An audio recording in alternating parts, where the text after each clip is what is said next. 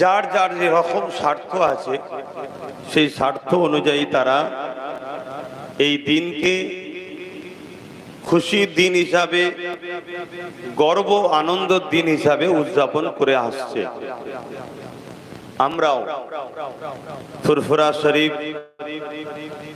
মোজাদ্দেদ জামান, freedom fighter, স্বাধীনতা সংগ্রামী পীর আবু বকর সিদ্দিকীর জন্মভূমি এই পবিত্র ভূমিতে আজকে ৭৮তম স্বাধীনতা দিবস উদযাপন হচ্ছে।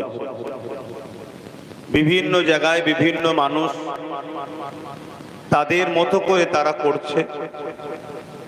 আমরাও ভারতবর্ষের নাগরিক, আমাদের জন্য এই দিনটা আনন্দ প্রকাশ করা, এই দিনকে স্মরণ করা, এই দিনে গর্ব প্রকাশ করা, এটা আমাদেরও দায়িত্ব। আমার পূর্বে আমাদের আবু আফজাল জিন্নাহ সাহেব সংক্ষেপে কিছু কথা বলেছে। তার মধ্যে তিনি একটা কথা ফুটাতে চেয়েছে, এটা অত্যন্ত দুঃখের বিষয়।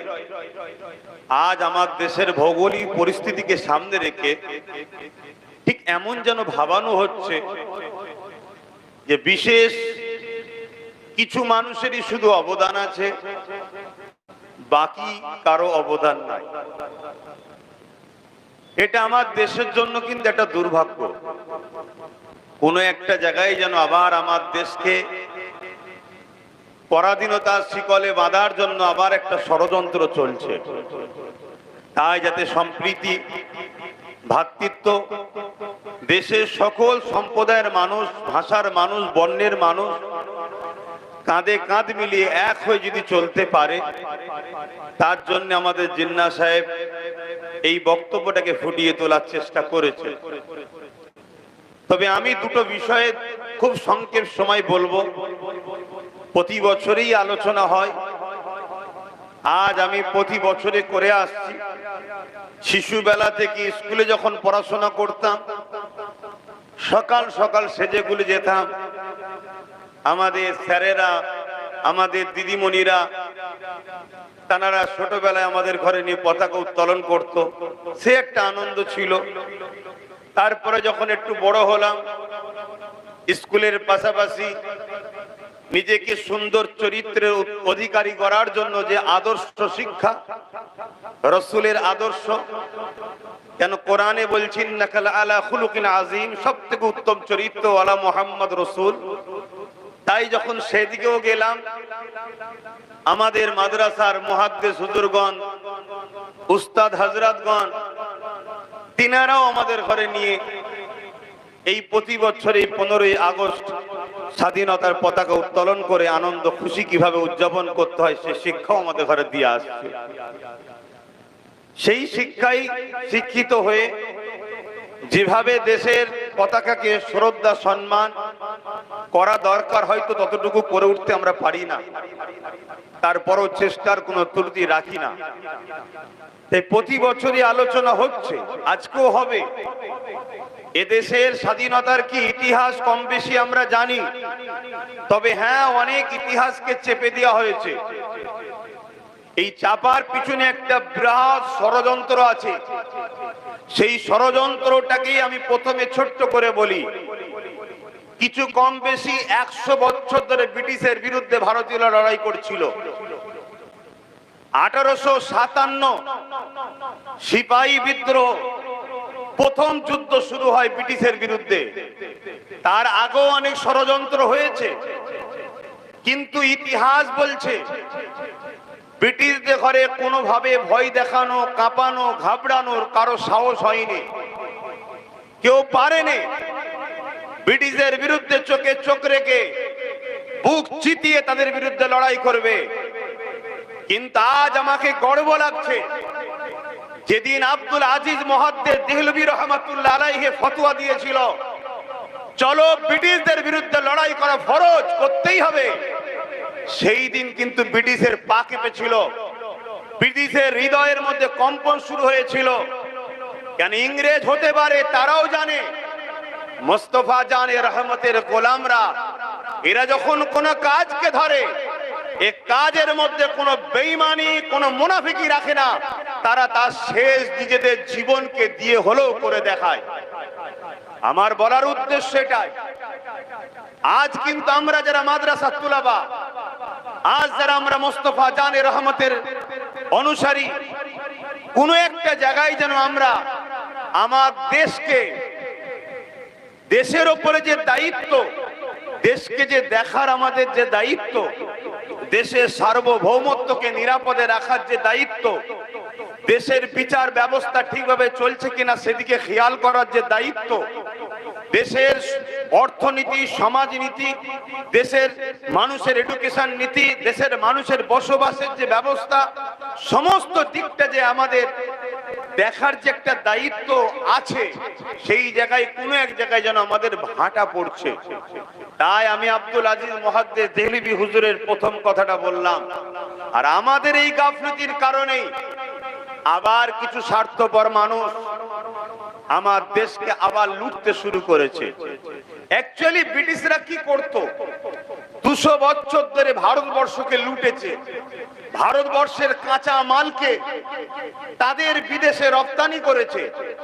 ভারতবর্ষের মানুষের রক্তকে, ব্লাডকে সিলিঞ্চি দিয়ে টেনে সেদিকে বিদেশে ব্লাড ক্যাম্পে সেগুলোকে তারা জমা করেছে। তাদের মূল লক্ষ্য ছিল আমার মাতৃভূমি, আমাদের মাতৃভূমি যেটা আমাদের মায়ের মতো, আমাদের মাকে তারা 200 বছর ধরে লুটেছে বলাটা আমার ভুল হবে না। আবার আমাদের গাফলতির জন্য, আমি আবার বলছি, আমাদের গাফলতির জন্য কোন একটা জায়গায় যেন মনে হচ্ছে আবার কেউ কেউ আমার মাতৃভূমিকে লুটতে শুরু করেছে। দেখুন, স্বাধীনতার দিন আসছে, পতাকা উত্তোলন হচ্ছে, স্বাধীনতার বিষয়ে বিভিন্ন আলোচনা হচ্ছে, মনীষী যারা জীবনকে উৎসর্গ করেছে তিনাদের নিয়ে আলোচনা হচ্ছে, সবটাই হওয়া দরকার।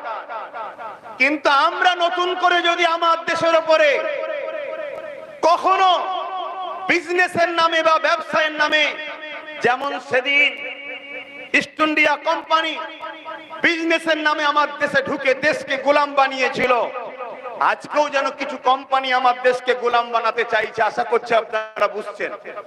নতুন করে যদি আমার দেশকে আবার, আমাদের মাতৃভূমি, আমাদের মাকে যদি আবার গোলামির শিকল দিয়ে বাঁধে, তাহলে তো নতুন করে লক্ষ লক্ষ উলামাদের জীবন লাগবে।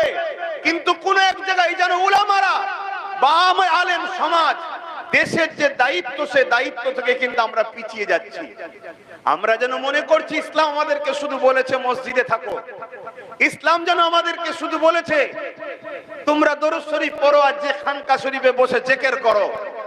এটা যেমন দায়িত্ব দিয়েছে, ইসলাম তো আমাদেরকে এটাও বলেছে তোমার মাতৃভূমি, তোমার হুব্বুল বতন, তোমার দেশকে ভালোবাসা, তোমার দেশের সার্বভৌমত্বকে নিরাপদে রাখা, এটাও তো আমাদেরকে বলেছে।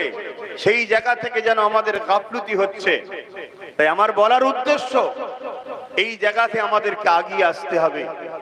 শুধু স্বাধীনতার দিন আসলো, পতাকা তুলে দিলাম, দেশের জয়গান গাইলাম, দেশের যারা দেশের জন্য জীবন দিয়েছে সেই স্বাধীনতা সংগ্রামীদের কিছু জীবনী বলে দিলাম, দেশপ্রেমিক হয়ে গেল। এটা ঠিক যেন কেমন লাগছে। মাফ করবেন যদি আমার কথা আপনাদের কাউকে আঘাত লাগে, আমি আঘাত দিবার উদ্দেশ্যে বলছি না, আমি দেশকে ভালোবাসার স্বার্থে বলছি।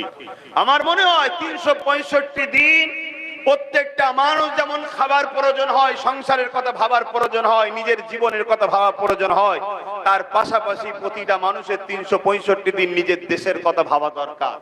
তবে সে একজন প্রকৃত প্রকৃত দেশের নাগরিকের হক আদায় করতে পারলো। আমার মনে হয় এই মনের কথাটা আপনাদের কাছে রাখছি, যেটা 1947 15ই আগস্ট আমরা যে দিনটা ব্রিটিশ হুকুমতের 200 বছরের কালো থাবা থেকে আমাদের মাতৃভূমিকে আজাদ করতে পেরে আমরা আমাদের সম্মান, ভালোবাসার প্রতীক পতাকা, এই তেরঙ্গা পতাকা উত্তোলন করতে পেরেছিলাম। কিন্তু 1857 সিপাহী বিদ্রোহের সময় যেভাবে আমার দেশের, ভারতের দিনকেও আমাদের স্মরণ করা দরকার। একের পর একভাবে লড়াইয়ের মধ্যে দিয়ে বহুত মায়ের কোল, বহুত ভারতের বীর সন্তানেরা নিজেদের জান 1900 সিরাজউদ্দৌলার কথা মনে এই মানুষটাকে ভুলে যাচ্ছে নাম। আজকে তিনি কেমন বীর যোশুকে তিনি যেভাবে দেশকে আজাদ, যেভাবে তিনি দেশকে আজাদ, আমাদের মনে রাখা দরকার। প্রকাশ্য ঢুকেছে সামান্যভাবে দেশকে স্বাধীন